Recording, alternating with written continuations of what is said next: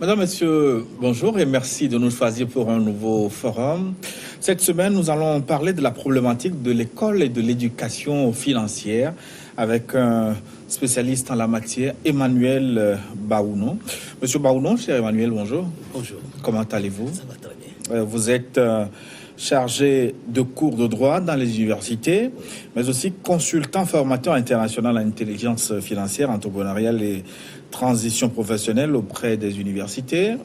Vous êtes directeur général de l'agence de consultation d'expertise et formation ACEF et puis président de la Fédération internationale des consultants d'Afrique, FICA. Mais une première question qui me brûle les ailes. Vous êtes chargé de cours de droit. Que cherchez-vous dans les finances jusqu'à parler d'intelligence financière? Ok, merci beaucoup. C'est ma formation de base, le droit. J'ai d'abord fait diplomatie et relations internationales à l'ENA avant de poursuivre mes études en droit. Et donc, j'ai commencé par enseigner le droit. Mais j'ai été confronté très tôt à une problématique professionnelle. Je me suis dit, parce que quand je suis sorti, je cherchais d'emploi et c'était difficile à trouver quand même. Quand j'ai trouvé, j'ai constaté que l'argent ne restait pas comme cela se doit. Et il m'a semblé qu'il m'a manqué une éducation. Comment gagner l'argent, comment sécuriser l'argent gagné, comment fructifier cela pour être à l'abri totalement du besoin. Et c'est là que j'ai commencé par faire mes recherches, par suivre des formations aussi en intelligence financière, entrepreneuriale, et j'ai pu comprendre une foule de choses que j'ai essayé, n'est-ce pas, de mettre dans un livre. Justement, qui s'intitule Les 12 règles d'or d'intelligence financière, tout ce que vous devez savoir pour devenir riche, que vous n'apprenez jamais à l'université. Tout à fait. Vous allez nous éclairer tantôt. Mais qu'est-ce que l'intelligence financière au fond? Okay. L'intelligence financière, c'est un processus mental, cognitif et comportemental intégral qui permet à un être humain, à une personne physique ou morale, de résoudre tous les problèmes d'argent qui se posent à elle, afin de trouver suffisamment d'argent, de fructifier, de sécuriser et d'en laisser comme héritage à ses enfants et aux enfants de ses enfants. Ben, c'est bien défini, c'est une définition que vous connaissez par cœur. Ah oui. oui, parce que c'est un processus intégral vraiment. C'est une manière d'être, c'est une manière de faire pour avoir. Et nous parlons souvent du principe EFA. Le principe EFA, être, faire et avoir. Si on veut avoir de l'argent, il y a une manière d'être, et là c'est mental, c'est cognitif. Les riches ont une manière d'être, de penser, que les pauvres n'ont pas. Donc il faut maîtriser ça d'abord et faire ce que les riches font pour avoir ce que les riches ont. Donc, l'intelligence financière n'est pas simplement une connaissance, mais d'abord une manière d'être. C'est d'abord une manière d'être. C'est d'abord une manière d'être. C'est une manière de penser. C'est d'abord dans la tête. C'est une manière de penser.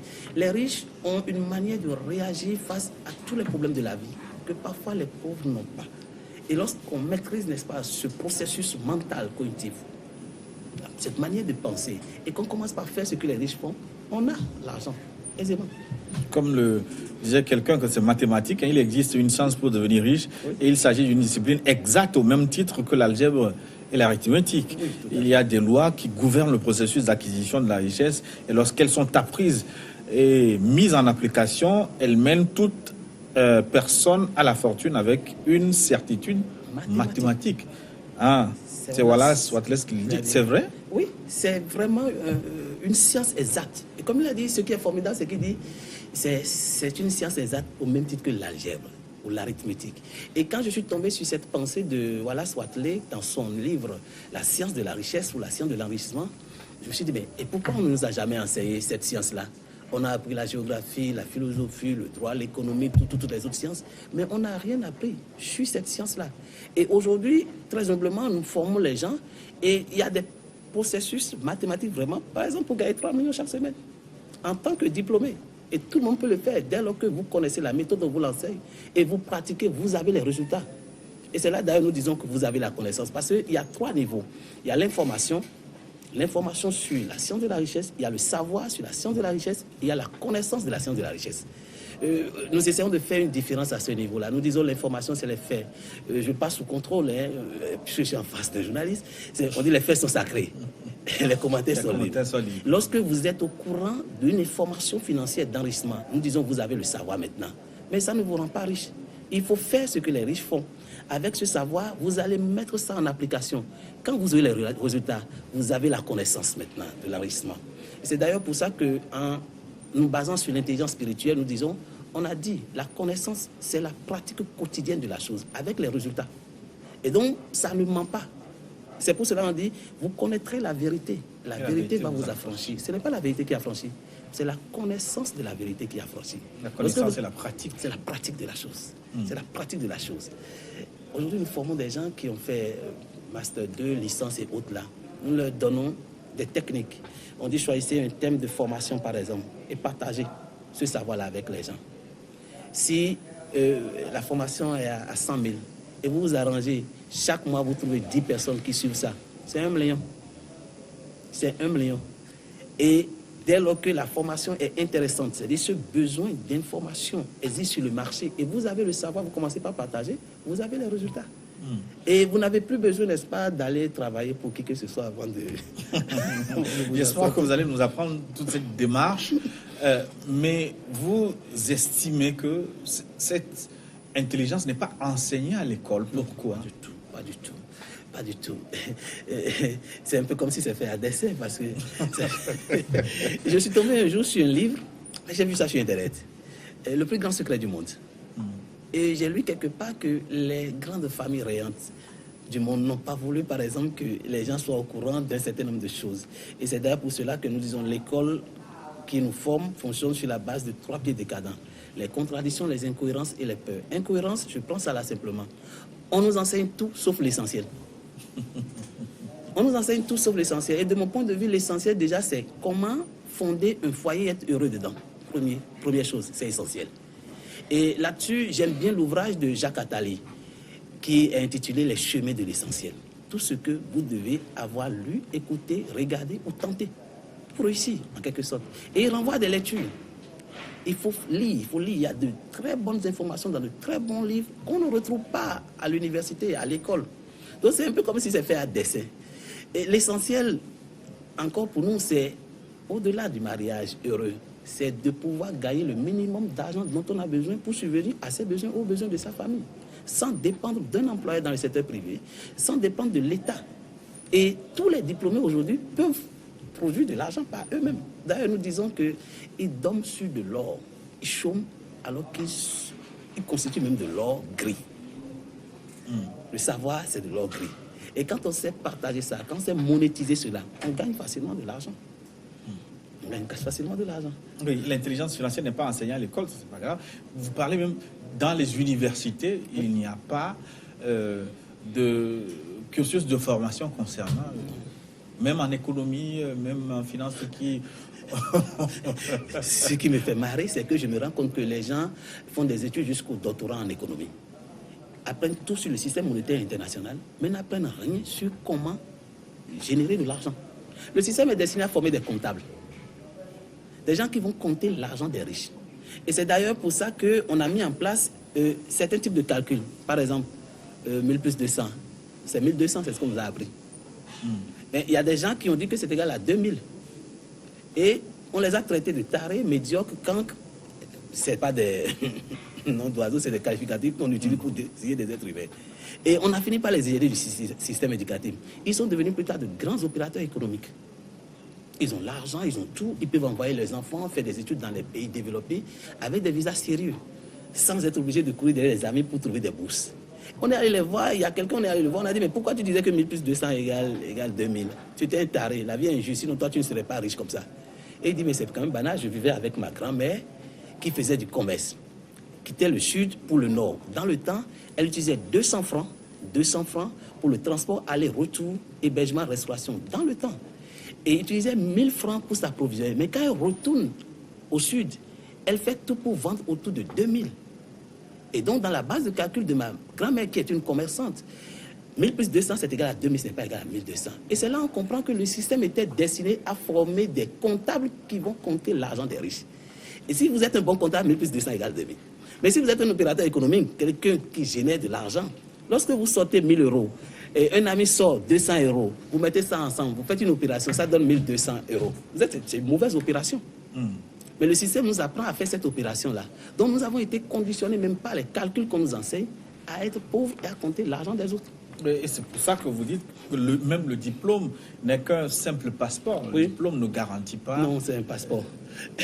Et je dis, c'est pour cela que je dis, c'est un passeport. Ça vous permet de franchir la frontière de l'école pour le pays, si vous voulez, du travail. Mais ça ne vous garantit pas ce que vous allez manger. Il faut une carte bancaire pour ça. il faut une carte bancaire. Donc vous pouvez quitter le Bénin pour la France si vous avez le passeport, mais il faut la carte bancaire pour vous loger. Il faut la carte bancaire, n'est-ce pas, pour vous restaurer, ainsi de suite. Le diplôme n'est qu'un passeport. Ce n'est pas une carte bancaire. Mais en vous lisant, quelquefois j'ai eu le sentiment que l'école ne sert pas à grand-chose, parce que je vous lis à la page 26 par exemple, Thomas Edison n'alla à l'école que 3 mois, pourtant il ne finit pas dans la misère. Henry Ford ne fut écolier que 6 ans, ce qui ne l'empêcha pas de devenir l'homme le plus riche de son temps. Même Bill Gates n'a pas fait des brillantes études, etc. Donc est-ce que l'école ne sert à rien? Je dirais que c'est bien d'aller à l'école, mais ça ne suffit pas du tout.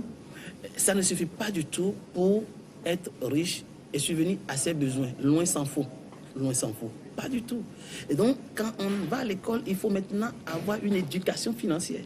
Et nous pensons même qu'il va falloir insérer des programmes d'éducation financière dans nos écoles, dans nos universités, pour que les gens soient outillés pour pouvoir se défendre facilement.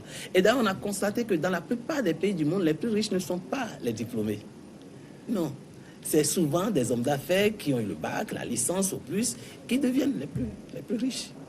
Parce qu'ils découvrent, parce que venant de la rue, entre guillemets, n'ayant pas été trop à l'école, arriver au carrefour de la vie, c'est-à-dire ce moment de l'existence où on doit subvenir à ses besoins, aux besoins de sa famille, eux, fort heureusement, ils n'ont pas de CV à déposer, ils n'ont pas de lettre de motivation à faire.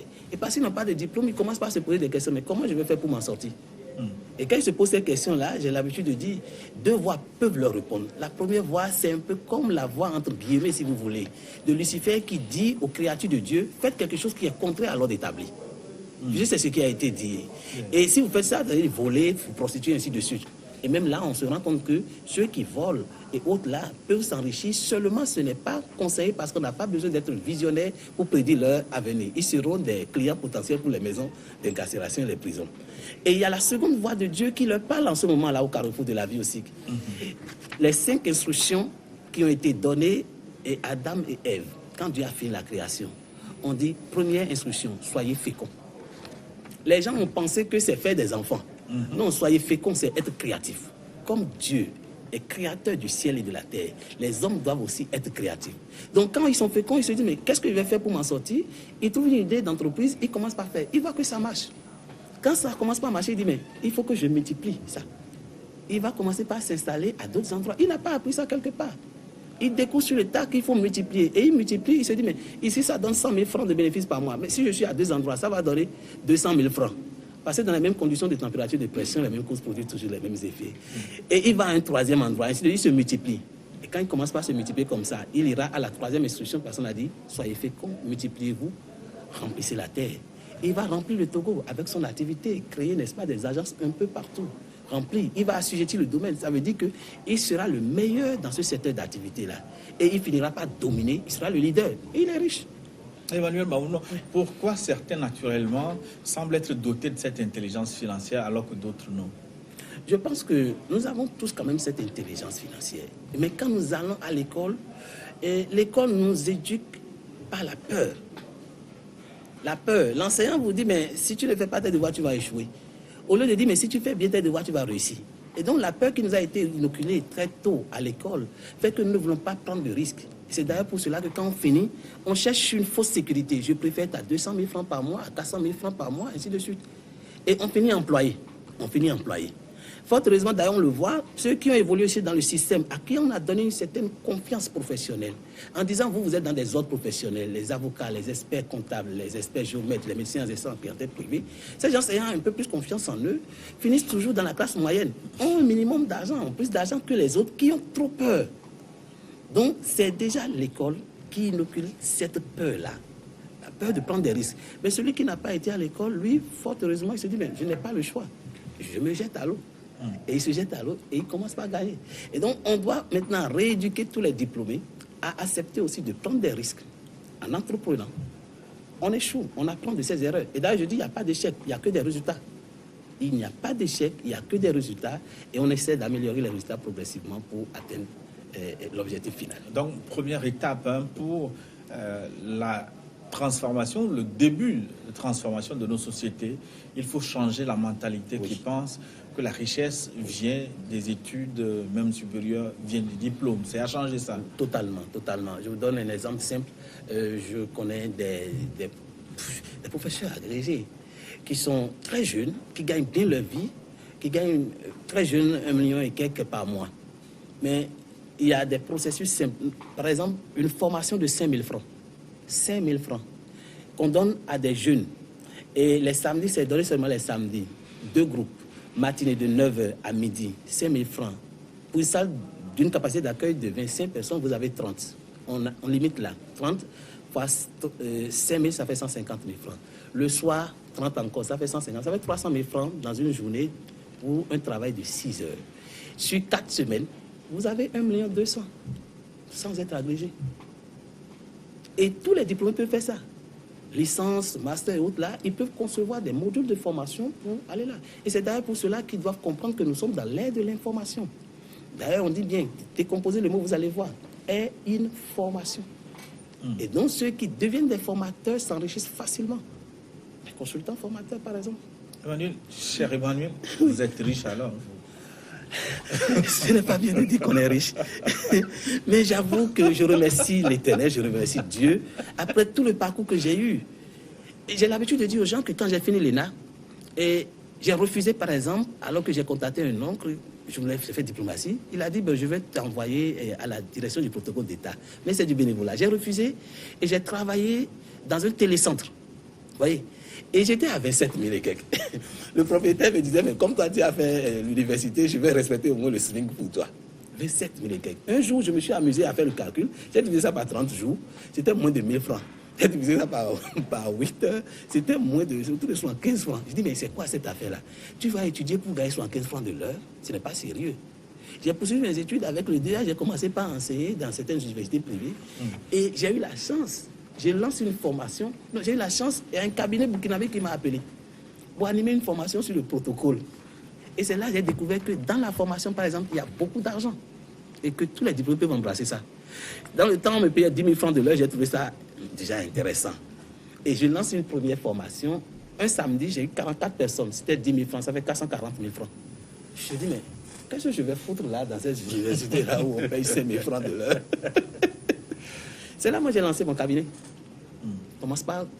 Et très modestement, tous les diplômes peuvent faire. Et nous voudrions bien que ces diplômés connaissent ça. Ça, ces choses-là. Aujourd'hui, on fait des formations, c'est 150 000 francs par personne, une semaine.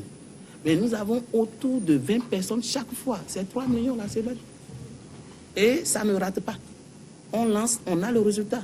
À partir de la semaine prochaine, je suis en séminaire de formation d'une semaine de formation à Parakou. Et je vois déjà les inscrits qui sont là. Il n'y a pas ce qu'on fera, on n'aura pas 3 millions la semaine là. Il n'y a pas. Et tout le monde peut le faire. Mais vous écrivez, et le diplôme qui paie le plus et rend vite et très riche, c'est ce qu'on sait faire. Oui. Et qu'on fait avec passion, sans attendre nécessairement une rémunération en contrepartie. Ah oui.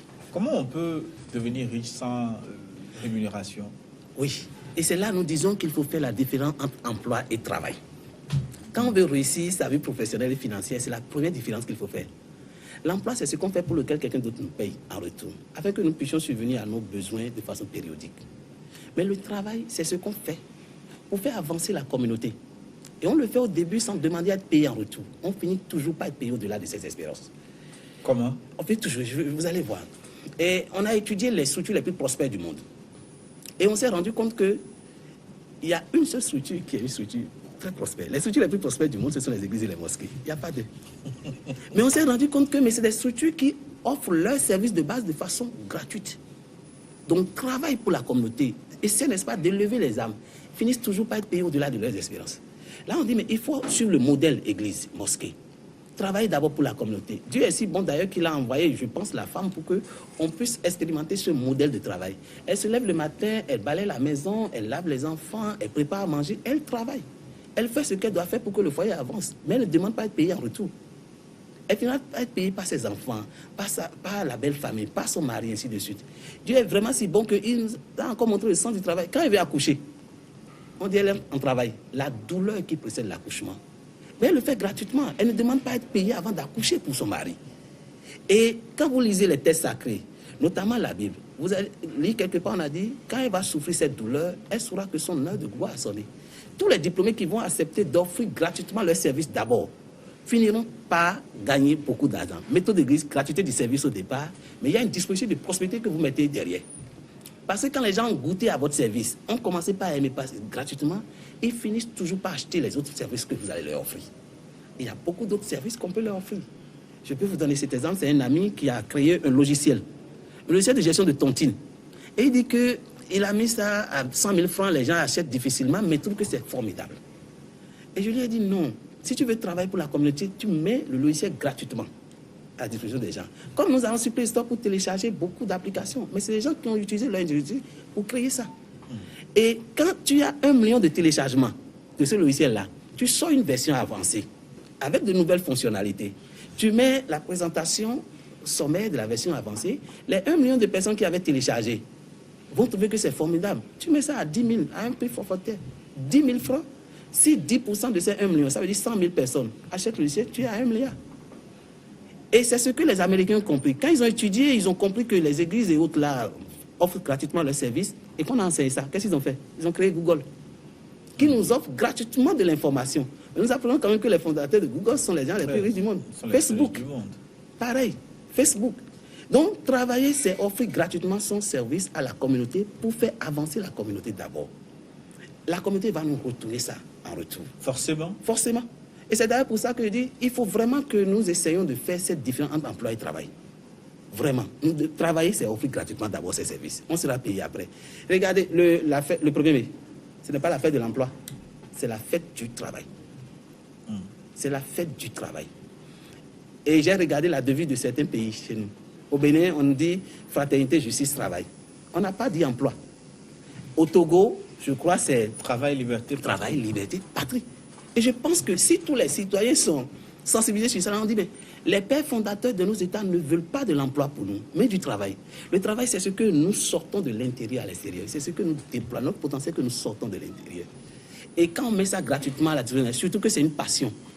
C'est, je crois, un Lao Tzu Confucius qui a dit, si vous faites de votre passion, votre travail, vous n'aurez jamais à travailler. Et ça fait partie d'ailleurs des 9 stratégies pour devenir riche. Les stars du football, du cinéma, de la musique, travaillent autour de leur passion. Et ils ont du plaisir, n'est-ce pas, à s'entraîner. Pour un concert de 2 heures, un grand artiste va faire l'entraînement, la répétition pendant 6 mois. Avec toute la joie qu'il faut, la passion qu'il faut. Pourtant, c'est lui-même qui a conçu ça. C'est un travail. Il veut offrir ça gratuitement aussi à la communauté. Donc nous devons travailler d'abord pour la communauté, offrir gratuitement nos services et le reste viendra. Donc les employés qui font grève, quand les syndicats ont fait grève au Bénin pendant plusieurs mois, vous étiez dans votre coin en train de sourire. Oui, vraiment, vraiment, parce que les dimanches je suis au bureau. Et quand je suis le soir, je dis à mes collaborateurs, mais vous voyez, je sors en dernière position, je sors même à 23h. Et je dis, mais regardez le président de la République, malgré tout son argent, je vous rassure, vous pouvez aller vous renseigner. Il est au bureau à des heures tardives. Vous êtes pressé, dès qu'il est 18h comme ça, vous voulez rentrer. Parce que vous voulez être employé. Vous devez travailler pour la communauté. Et c'est en cela que je dis, par exemple, les comptables, les diplômés en comptabilité qui sont à la maison. Il n'y a pas d'emploi pour les diplômés, mais il y a du travail pour tous les diplômés. Il n'y a pas d'emploi pour les diplômés, mais il y a du travail pour tous les diplômés. Nous devons travailler simplement. Pas de grève. Alors, les 12 règles d'or d'intelligence financière, on n'a pas le temps de parcourir toutes ces règles, mais cher Emmanuel, est-ce que vous pouvez nous faire découvrir un peu certaines de ces règles, certains fondamentaux de ces règles? Oui. Et les fondamentaux, par exemple, vous avez les 9 stratégies pour devenir riche. Alors, première stratégie. Et les 2 qui sont recommandées. Les 2 qui sont recommandées, je parlerai peut-être de 2 stratégies rapidement. Oui, on peut devenir riche en héritant. Mais ce n'est pas recommandé parce que souvent ceux qui héritent dilapident l'héritage. On peut devenir riche en se mariant à une personne riche. Là-dessus, il y a 2 modèles. 2 modèles. Il y a le modèle que nous appelons modèle, que les gens nous en excusent, mais là c'est une étude scientifique. C'est le modèle que nous appelons le modèle Jésus-Christ. Là-dessus, nous disons, si vous voulez devenir riche, réussir votre vie professionnelle et financière, tout simplement, impacter le monde comme lui, grand leader si vous voulez, ne vous mariez pas, ne faites pas d'enfants. Ce n'est pas facile à accepter. Modèle, je ne sais pas si c'est ce modèle que l'Église catholique a voulu expérimenter en demandant au peuple de ne pas se marier, de ne pas faire d'enfants. Je ne sais pas. Mais ce que je constate, c'est que l'énergie sexuelle est l'énergie la plus puissante du monde. L'homme, avec son intelligence, a créé les avions, Internet et tout, mais il n'a pas pu créer un être humain comme nous. Or, avec cette énergie, on n'a pas besoin d'un CP, d'un BPC, d'un bac, d'une licence pour créer un être humain. Ce que Dieu a fait qu'aucune intelligence humaine n'a pu faire. Donc, les gens estiment, les experts en spiritualité, certains experts en spiritualité, estiment que si vous domptez cette énergie, que vous ne la gaspillez pas, vous la transposez dans vos projets, vous allez réussir de façon formidable. D'ailleurs, quand vous lisez Think and Grow Rich de Napoléon Hill, vous allez voir sur les 13 étapes, il a parlé de la transmutation sexuelle. Où il dit l'énergie est là pour expérimenter deux choses, l'immortalité de l'âme et perpétuer l'espèce humaine. Malgré nous l'utilisons pour ça. Donc, modèle Jésus-Christ. Deuxième modèle, modèle Mahomet. Là, vous pouvez réussir votre vie professionnelle et financière, pour ne pas dire être riche, en épousant une personne qui doit remplir quand même certains critères. La personne doit être plus âgée que vous. C'est le signe de la maturité. Oui. La veuve Khadija était plus âgée que le prophète, qui est un homme très honnête. Était plus âgé que lui de près de 15 ans. C'est le signe de la maturité. Deuxième, c'est le modèle Macron aussi. Vous allez voir. Donc, deuxième modèle, et je dis deuxième modèle, deuxième critère, la personne doit avoir plus de moyens que vous. Parce qu'un homme a une mission des moyens. Vous n'allez pas pour gruger la personne, non.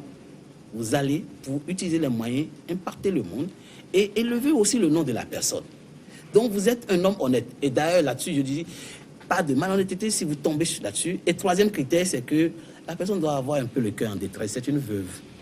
Et tout ce qu'elle veut, c'est une personne honnête qui vient combler un vide. Donc, on ne va pas là-bas pour gruger la personne.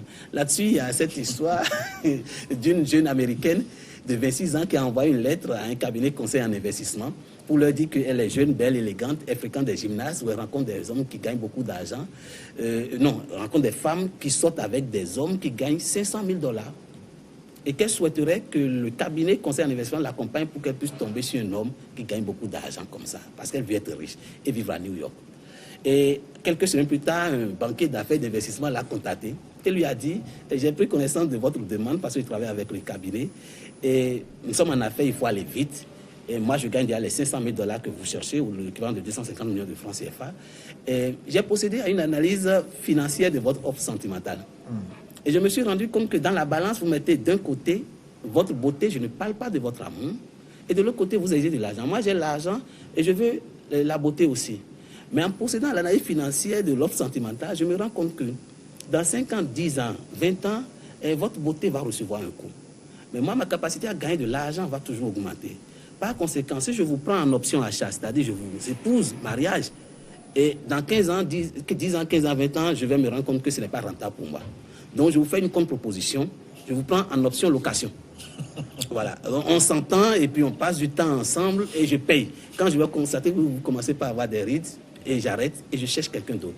Moralité de l'histoire, on ne va pas épouser une personne qui a plus de moyens, n'est-ce pas, pour gruger la personne. Et mélange des deux gens, vous l'avez dit, mélange des deux gens, il s'appelle Emmanuel comme Jésus-Christ et à défaut de s'appeler peut-être Mahomet, Dieu l'a fait nommer Macron, Emmanuel Macron. Il s'appelle aussi Baou, non? Non, pas encore.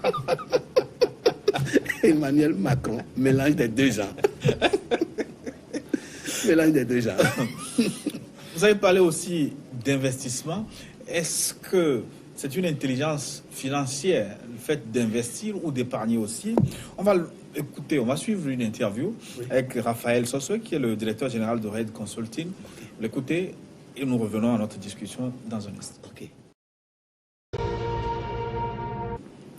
Raphaël Sossoé, bonjour. Bonjour, monsieur le journaliste. Vous êtes le directeur général de Red Consulting, Red qui est le réseau des entrepreneurs et de développement. Merci. Pour devenir riche, ce n'est pas simple d'épargner. L'investissement financier que nous promouvons à Red Consulting, c'est de faire de toute personne, les entreprises, à devenir riches ou être autonomes à travers les marchés financiers. Les marchés financiers offrent aujourd'hui un moyen et le meilleur moyen d'investissement financier. Nous avons le Forex, nous avons la bourse régionale des valeurs mobilières, nous avons le marché des indices. Et sur d'autres cieux, ce sont des moyens privilégiés d'investissement pour les entreprises. Mais il est important que l'Afrique aujourd'hui et notre pays, le Togo, puissent aussi saisir de ces opportunités.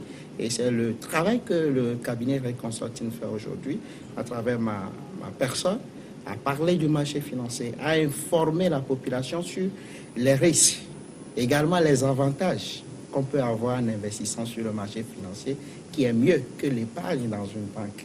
Et donc, quand on parle d'investissement en gros, c'est seulement sur les marchés financiers ou c'est le meilleur investissement selon vous? C'est le meilleur investissement par excellence. Le marché financier, c'est le premier marché financier, le premier moyen d'investissement le plus privilégié. Sinon, nous avons d'autres moyens d'investissement. Nous avons l'immobilier, nous avons le secteur de l'informatique aujourd'hui qui est... Nous sommes à l'ère de l'informatique. Et donc, ça constitue également un moyen d'enrichissement, un moyen d'investissement important. Et quand on parle de marché financier, au fond, à quoi on fait allusion, vous, en tant que consultant et trader même à la Bourse régionale des valeurs mobilières?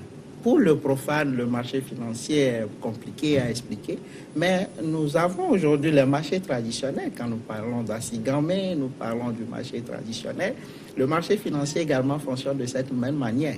Dans un marché financier, on retrouve des acteurs comme le vendeur, les acheteurs, les négociateurs et l'autorité qui contrôle le marché.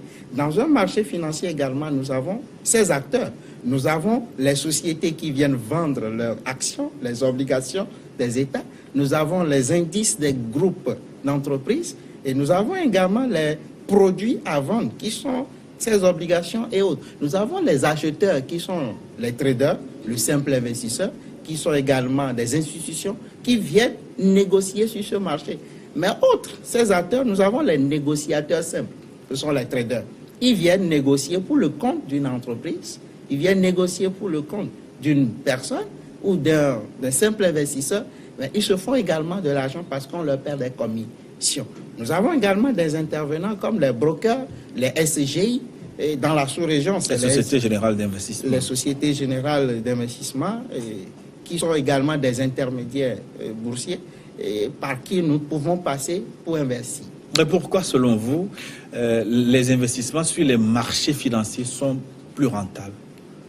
Sur le marché financier, nous avons un précepte de la cyclisation du marché financier. Nous ne pouvons pas investir sur le marché financier pendant 5 ans et se retrouver avec 4,5% comme nous offrent les taux bancaires de la sous-région ou bien à l'international. C'est un investissement plus... Donc les marchés financiers sont plus rentables que les banques?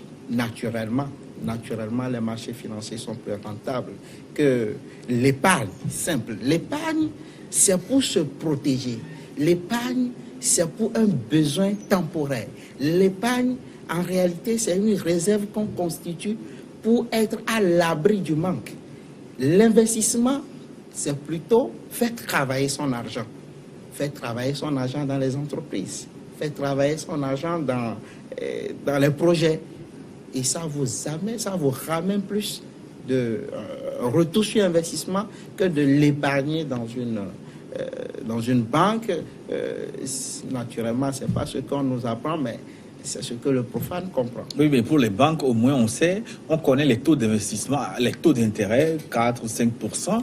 Mais pour les marchés financiers, on peut gagner à hauteur de combien Je ne veux pas m'aventurer dans ce taux, dans ce geste de taux.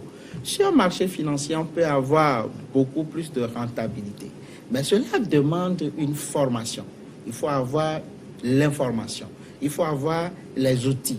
Il faut se former à la chose. Il faut savoir sur quel marché il faut investir. Il faut savoir les risques du marché. Il faut connaître également les avantages et les secteurs du marché sur lesquels on veut investir. Si je veux investir sur le Forex, je dois savoir quels sont les risques liés à l'investissement au Forex. Si je dois investir sur les matières premières, je dois savoir quels sont inconvénients et les avantages liés à un investissement sur le pétrole, sur le gaz, sur le blé. Je dois savoir, je dois comprendre. Donc, il n'est pas conseillé à un profane d'investir directement sans connaître ce que son argent fait sur le marché. Mais les marchés financiers ne sont pas des assurances tout risque.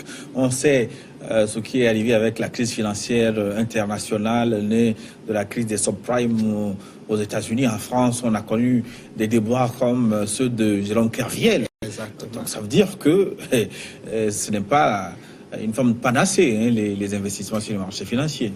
Le marché financier ne restera pas une manne, ce n'est pas une manne financière.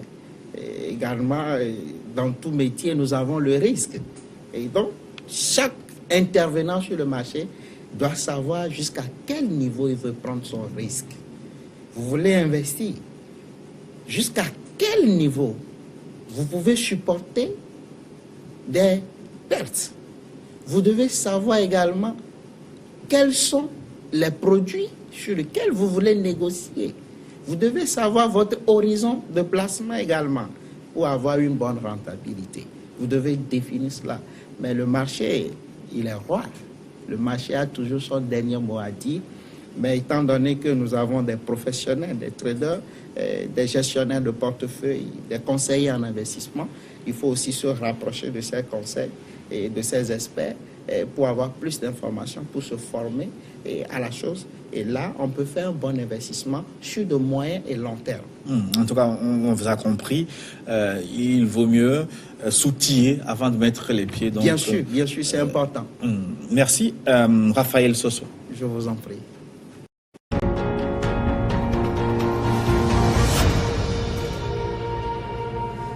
Monsieur Baoulon, Emmanuel, vous avez suivi avec beaucoup d'intérêt d'ailleurs Raphaël Sossoé. Et ce qu'on ne vous a pas dit à l'école ou à l'université sur l'épargne, le principe du grenier de la vie, c'est quoi? Le principe du grenier de la vie. Oui. Voilà. C'est le principe qui consiste à mettre chaque fois, à se payer en premier. À se payer en premier. Nous l'appelons aussi la loi de Babylone. Et si vous voulez devenir riche, sur tout revenu gagné, vous devez systématiquement, sur tout revenu gagné, systématiquement, vous devez mettre au moins 10%, sinon 20% de côté. Et on dit la pire manière de se payer en premier, c'est de remettre ça comme épargne quelque part. La meilleure manière, c'est d'investir systématiquement, c'est 10 à 20% au moins. C'est pas la dîme? Non, c'est pas la dîme. C'est pas la dîme. Si vous voulez, c'est une dîme personnelle pour assurer son avenir. Donc, vous investissez ça systématiquement. Donc, vous faites de cet argent, de ces 10% ou 20%, des esclaves à vie. Si ça marche, vous profitez de ça. Si ça ne marche pas, vous allez apprendre de vos erreurs pour mieux faire après. Dans tout ce que vous gagnez? Dans tout ce que vous gagnez. Et quand vous lisez La clé de la maîtrise, les auteurs ont dit que, selon Bill Gates, aurait précisé que quand il a appris cela, il est allé systématiquement à 20%. Donc, sur tout revenu gagné, il investit systématiquement 20%. Avant de penser à payer les autres. Grenier de la vie. C'est un peu comme l'histoire des vaches maigres et des vaches grasses. Si nous voulons faire face aux périodes de vaches maigres, il faut que, aujourd'hui où ça marche, nous puissions mettre une partie de côté. C'est ce que Joseph a conseillé à Pharaon. Et ça a marché. Donc, toute personne qui gagne de l'argent, principe de grenier, doit systématiquement mettre de côté un pourcentage qu'elle investit. Il n'y a pas à épargner. Pas pour garder quelque chose. Non, mais investir pour apprendre à faire fructifier cet argent-là. Donc beaucoup font le contraire de ce qu'on doit faire parce que quand les revenus tombent, beaucoup pensent d'abord à se taper des billets. Oui, malheureusement. Malheureusement, et le peu qui reste, on dit j'épargne. Je pense qu'on doit peut-être commencer par enseigner dans notre système éducatif. Il faut investir. Il faut investir. Prenez le risque d'investir. Je pense. Les gens pensent par exemple à la retraite. La meilleure retraite, c'est l'investissement peut-être immobilier que vous avez fait, qui va vous garantir la meilleure retraite. On peut s'assurer sa retraite quand on applique le principe du crédit. Oui. Il ne nous reste plus beaucoup de temps, Emmanuel Baoulon. Je voudrais que vous nous parliez un peu des tests d'intelligence financière dont le bouquin a parlé. En quoi ces tests sont importants pour découvrir qui on est ou pour connaître ses capacités, pour avoir son QI d'intelligence financière. Oui, parce qu'on a parlé de quotient intellectuel pendant longtemps, mais aujourd'hui, de plus en plus, les gens disent pour devenir riche, il faut avoir un quotient émotionnel très élevé. Savoir gérer ses émotions, la peur, la colère, la jalousie, ainsi de suite, les émotions qu'il faut savoir gérer. Donc, il y a des batteries de tests qui existent pour permettre aux gens, n'est-ce pas, de bien gérer leurs émotions. Et il faut aussi développer son quotient spirituel, intelligence spirituelle dans le cas d'espèces.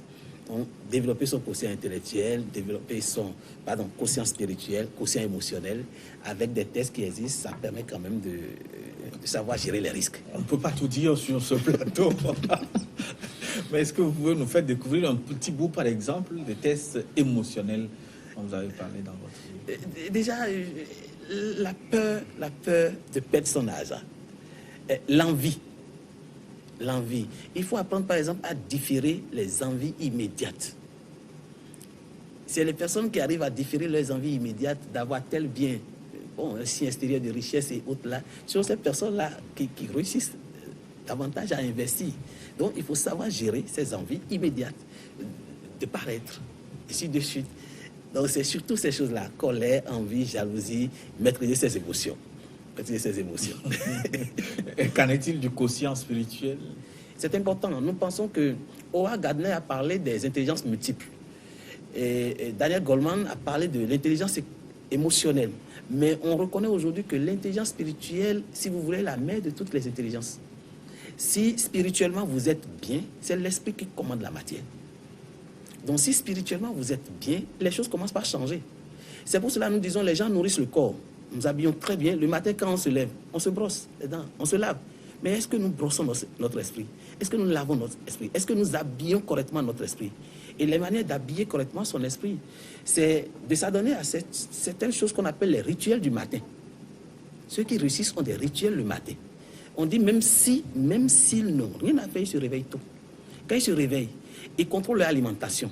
Ils écoutent, ils ne regardent pas la télévision notamment et les informations sensationnelles. Non. Ils peuvent écouter de la bonne musique pour se mettre dans un bon état afin de s'engager dans la journée. Donc la musique, vous écoutez les mélodies de Beethoven, de Mozart, ainsi de suite, c'est une nourriture pour l'esprit. Vous lisez par exemple les livres de développement personnel, vous lisez les proverbes, moi j'adore ça, les proverbes de la Bible, de bons tests qui vous remontent le moral, et dans la journée, vous êtes un maître de transition. Un maître de transition. C'est quoi un maître de transition? Un maître de transition, c'est un coach sportif américain qui a fait l'étude. Il s'est posé la question de savoir, à égalité de compétences, qu'est-ce qui fait qu'un joueur que j'encadre devient champion et l'autre ne le devient pas? Il s'est rendu compte que le joueur qui l'encadre, à égalité de compétences, qui devient champion, c'est un maître de transition. Il dit, le maître de transition, c'est quoi? Quand il rate, il tape dans la balle et il rate, il oublie ça. Il se focalise sur la balle à taper après. Et il améliore sa performance simplement. Mais celui qui, à égalité de compétences, ne devient pas, champion, lui, quand il rate une balle, il est tellement focalisé sur la balle qu'il a raté que sa performance diminue de plus en plus. Au lieu de se focaliser sur ce qui est à venir, il regarde en arrière. Laissant ce qui est en arrière, c'est écrit dans la Bible. Je ne suis pas pasteur. Laissant ce qui est en arrière, je cours vers le but. Et les maîtres de transition oublient ce qui est en arrière et courent vers le but. J'ai une collègue belge qui a dit, j'ai 2 enfants, l'aîné, à l'école était juste moyen, avait de mauvaises notes souvent. Le petit frère, il est très brillant. Mais quand ils ont grandi, c'est l'aîné qui est devenu un grand entrepreneur, il a les moyens, il supporte tout le monde maintenant. Il dit, mais c'est maintenant que je comprends. Le petit là, c'était un maître de transition. Parce que quand il venait à la maison avec de mauvaises notes, quand je dis, tu vois, tu as encore une mauvaise note, il dit, oh maman, il n'y a pas mort d'homme, oublie ça, on avance. Oui, il n'y a pas mort d'homme. Ce qui n'a pas marché, on se focalise sur ce qui va venir. Maître de transition. Et là, on est dans le bon mental pour affronter les défis nouveaux. Et le soir? Le soir, beaucoup d'exercices. Par exemple, pratiquer ce que l'autre appelle la méthode GTD, Getting Things Done, de, je crois, David Allen, là, de s'organiser. Donc, il dit, le soir, vous devez faire déjà le point de tout ce que vous avez programmé dans la journée. Et voir si vous avez exécuté toutes les tâches. Ceux qui réussissent ont ces habitudes-là. Et au besoin, programmer ce que vous allez faire la journée à venir, le soir. Et quand vous vous levez, c'est avec cette programmation-là que vous entrez dans la journée. Donc, ce sont des rituels comme ça qu'il faut faire le matin, le soir, et dans la journée, rester dans un état d'esprit donné. C'est ça l'intelligence spirituelle. Et vous assurez que tous les grands hommes, tous les riches, ont le même comportement à peu près. Hein. Et c'est Anthony Robbins, coach mondialement reconnu, qui dans Pouvoir illimité en parle. Et les riches ont une manière de faire. Et quand vous les étudiez, vous voyez que c'est pratiquement les mêmes choses. Une manière de penser, une manière de faire. Ils ont souvent ces habitudes-là. Quand vous les étudiez correctement, vous voyez qu'il y a des points communs. Il y a des points communs que tout le monde n'a pas. Et ceux qui ont ces points communs-là ont pratiquement les mêmes résultats. Oui. Pas de pratique spirituelle outre mesure, parce qu'on a appris... C'est ce que les gens pensent. Surtout, vous êtes béninois, hein, que les Kenyasi donnent beaucoup d'argent. Non, on n'a pas besoin de faire ça avant d'avoir l'argent. On n'a pas besoin de faire ça avant d'avoir l'argent. Il suffit de connaître les méthodes scientifiques. Il y a des méthodes scientifiques pour avoir l'argent. Il faut connaître ces méthodes-là. Mais c'est ce que je vous ai dit. Il faut être une manière de penser. Une manière de penser. Et donc, dans la journée, vous voyez, on dit, les riches, par exemple, ont les minutes ou les instants de silence. Les instants de silence. Instants de silence où on se concentre, on fait de la méditation, on est silencieux, et ainsi de suite. Oui, c'est des pratiques. Des gens n'y croient pas. Mais il faut expérimenter pour voir. Ceux qui pratiquent l'EFT le matin, Emotional Freedom Technical, où on tape certaines parties du corps, n'est-ce pas, pour faire circuler l'énergie, ce n'est pas du gris-gris, non. Si les gens y croient, ils expérimentent pour voir. Et ils écoutent de bonnes choses le matin. Et d'ailleurs, quand on commence par le faire, on se rend compte que, au début, on ne voit rien. Parce que c'est comme une graine qu'on met dans le sol. Au début, on ne voit rien. Mais quand on entretient bien, un jour, ça commence par pousser, ça commence par sortir. Et il faut arroser. Dans une graine, vous avez la forêt. J'avoue qu'on a beaucoup appris le code secret de prospérité financière. Rapidement, est-ce que vous pouvez nous dire un petit mot en 30 secondes là-dessus? Le code secret, nous l'avons tiré des expériences de Jésus et de Mahomet. Oui. Intelligence spirituelle aussi. On s'est rendu compte qu'ils ont eu tous 12 collaborateurs. Les gens ont parlé d'apôtres. À 12 ans, ils ont tous posé des actes mémorables. Et les 12 collaborateurs, pour nous autres, en intelligence spirituelle, c'est une préfiguration des 12 tribus d'Israël, des 12 enfants de Jacob, des 12 mois d'une année, des 2-12 d'une journée, de 0 à midi et de midi à 24, c'est toujours 12.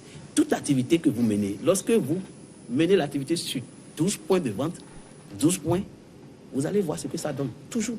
Ça marche toujours. Vous commencez une activité, vous vous arrangez, n'est-ce pas, pour implanter ça à 12 endroits différents. Vous allez voir, les résultats sont formidables. C'est déjà un peu ça le code.